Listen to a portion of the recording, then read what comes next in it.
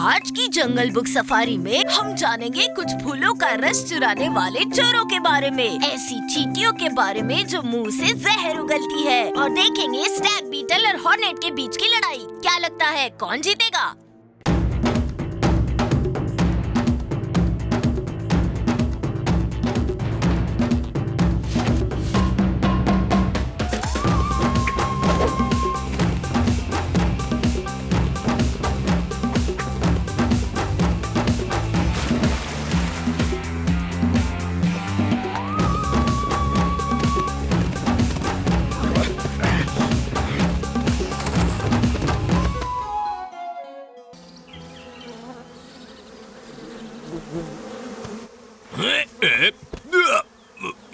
बल्लू, संभल कर!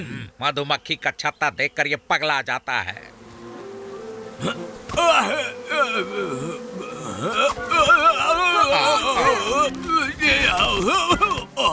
बल्लू, तुम ठीक तो हो?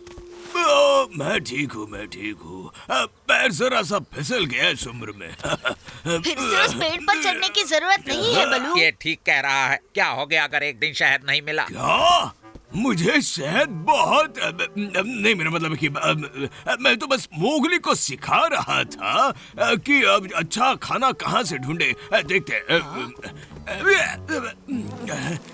वैसे तुम्हें पता है शहद बहुत ही सेहतमंद, पौष्टिक और स्वादिष्ट होता है। लेकिन ये नहीं कि तुम शहद के लिए खुद को चोट पहुंचाओ बल्लू। शहद इतना भी जरूरी नहीं है। लेकिन सच कहूँ तो सिर्फ मैं ही नहीं हूँ जिसे शहद इतना पसंद है। जंगल के बहुत अंदर ये खूबसूरत फूलों की वादी है। रंगीन फूलों से ढकी जमीन कितनी खूबसूरत लग रही है। ये कॉरिडेलिस के पौधे हैं। इसके गुलाबी और सफेद फूलों में बहुत रस होता है, इसीलिए यहाँ पर बहुत से कीड़े आते हैं और उन फूलों के आसपास गाने गुनगुनाते रहते हैं। इन फूलों की मुलाकात लेने वाले कीड़ों में से है गार्डन बम्बल बी, और ये वुल कार्डर बी होते हैं। ये होती बहुत ही फायदे की चीज है। वो फूलों को बढ़ने में मदद करते हैं और जब ये बढ़ जाते हैं तो इनमें से निकलते हुए रस के मजे उठाते हैं। रस चूसने के लिए उनके मुंह से पाइप की तरह एक चीज होती है। पता है इनमें से कुछ तो चोर भी होते हैं, जैसे कि ये बफ-टेल्ड बम्बलबी। ये डायरेक्ट फूलों में डंक मारते हैं और ये फूलों को बढ़ने में मदद तक नहीं करते। पर ये जो जंगली फूल होते हैं ना, वो इन चोरों को अच्छी सजा देते हैं। ब्लू बुचर ऑर्किड देखने में बिल्कुल कॉर्डालियस जैसे दिखते हैं। इनके फूल ऐसे होते हैं जो इन चोरों की चोरी की आदत भुला दे।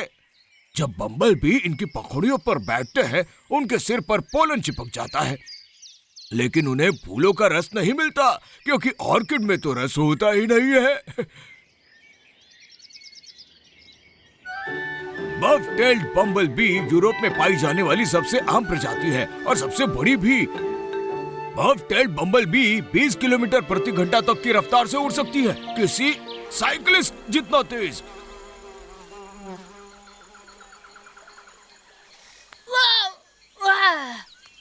हाँ, मुझे पता है इतनी अच्छी खुशबू नहीं है इसकी। अच्छी? इसकी खुशबू किसी लोमड़ी की तरह है, जैसे अभी अभी अपने किसी शिकार को मारकर खा कर आई हो। है ना, है, कहा था अच्छी है। पर ये जंगली लहसुन तुम्हें मदद कर सकता है अगर तुम मक्खियों से शहद चुराना चाहते हो। हाँ, उन्हें खुशबू बिल्कुल पसंद नहीं, इसीलिए अगर तुम्हें शहद चाहिए तो ये जंगली लहसुन का एक तरीका है पाने का। लेकिन पता है शहद पाने का सबसे आसान तरीका कौन सा है? रात होने तक रुक जाओ। मक्खियों को भी दूसरे जीवों की तरह नींद की जरूरत होती है ना। और हाँ, मक्खियों को पानी बिल्कुल पसंद नहीं है, इसीलिए तुम्हें तभी हाथ मारना चाहिए जब तुम्हें ये पकड़ ना सके। ये तुम्हें पानी के अंदर काट नहीं सकती। बीज के बारे में इतना जानना तुम्हारे लिए काफी है? उससे भी ज्यादा। क्यों, है ना? तो फिर चलो।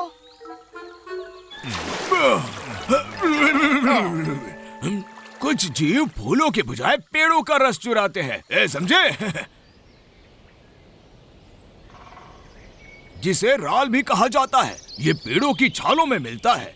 पेड़ किसी मेडिकल स्टोर की तरह होते हैं और राल किसी मरहम ही की तरह। लेकिन इसके लिए चींटियों को काफी मुश्किलों से गुजरना पड़ता है।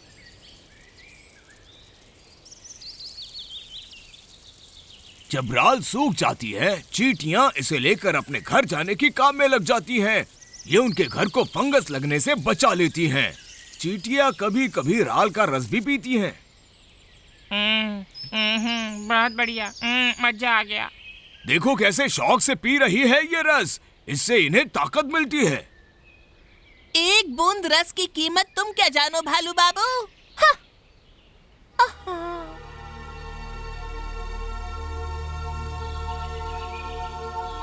लेकिन ये उनके लिए खतरा भी हो सकता है, क्योंकि इनकी बूंदें छोटी छोटी चींटियों से कई बड़ी होती हैं।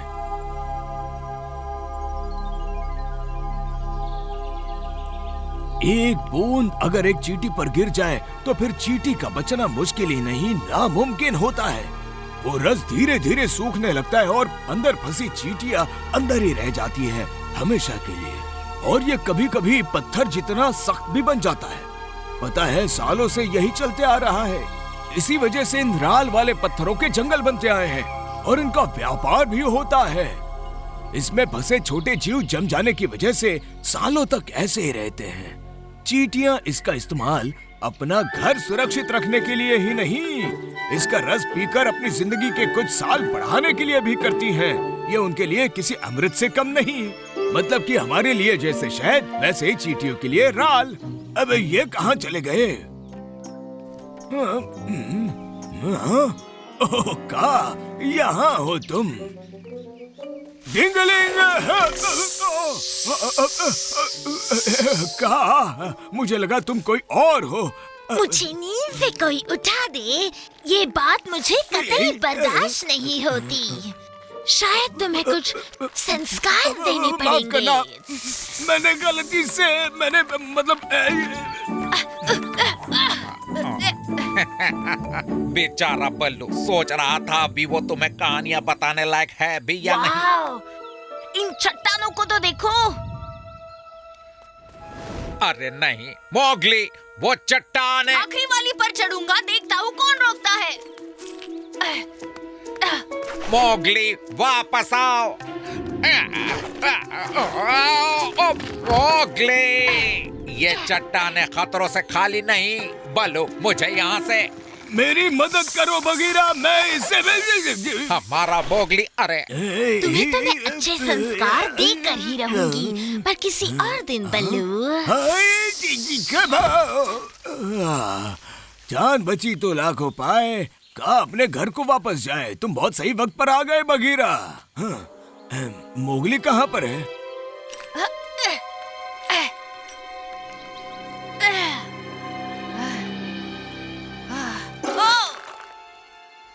ये उतना भी सख्त नहीं है।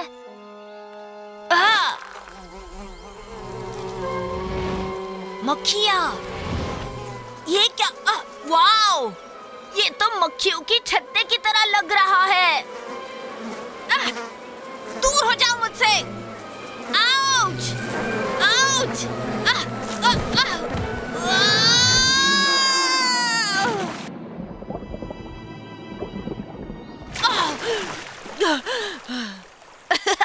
बल्लू सही कह रहा था, मक्खियों को पानी बिल्कुल पसंद नहीं। शुक्रिया बल्लू, मोगली जीत गया, मक्खियाँ हार गई।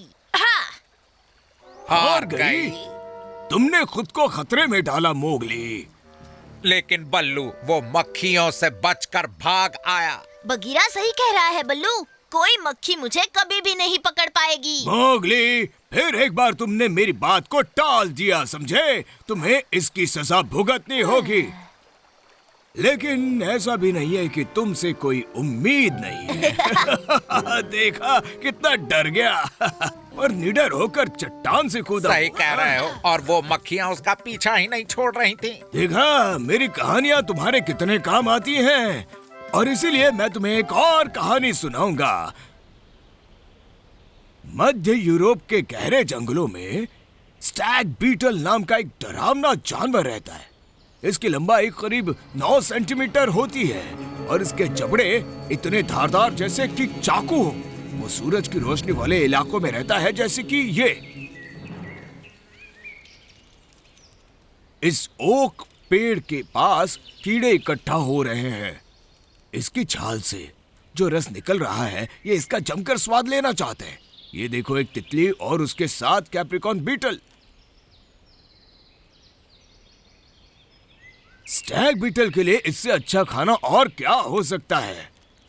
लेकिन ये खतरनाक हॉर्नेट्स, जो कि सबसे बड़े किस्म के वास्प है, ये भी इस रस को पीने के लिए मरे जा रहे हैं, क्योंकि फंगस में मौजूद यीस्ट ने इस रस को बियर की तरह बना दिया। बीटल तो इस दावत को छोड़ने से रहे और इसी बात पर लड़ाई शुरू। ये रस हमका दे दे ठाकुर, दे दे। आछू, आछू, आछू। अबे कितना छींकता है, कोई दवाई क्यों नहीं लेता है? आछू। इतने सारे हॉर्नेट्स के होते हुए स्टैग बीटल ने सोचा अभी थोड़ा पीछे हटना ही ठीक है, वरना जान गंवानी पड़ सकती है।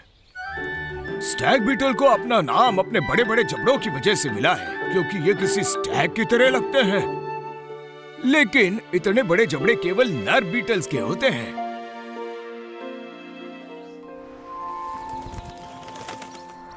उम्मीद है तुम्हें सब याद रहेगा मोगली, क्योंकि जितना जानोगे तुम्हारे लिए ही उतना अच्छा है। मेरे ख्याल से अभी तक कहानी खत्म नहीं हुई है। पता है, मुझे लगता है मोगली कि है मोगली। मैं इस बड़ी मकड़ी से खुद को बचा रहा हूँ। कहीं ये हमारे पेड़ों पे जाला ना बना दे। शू शू, चले भी जाओ, चले जाओ। मेरे इंसान के बच्चे हमेशा दूसरों के बारे में सोचता है। हाँ? और कहानियाँ आज के लिए खत्म हुई। क्या? मोगली, मैंने कहा वापस आओ। मेरी बात सुन रहे हो मोगली?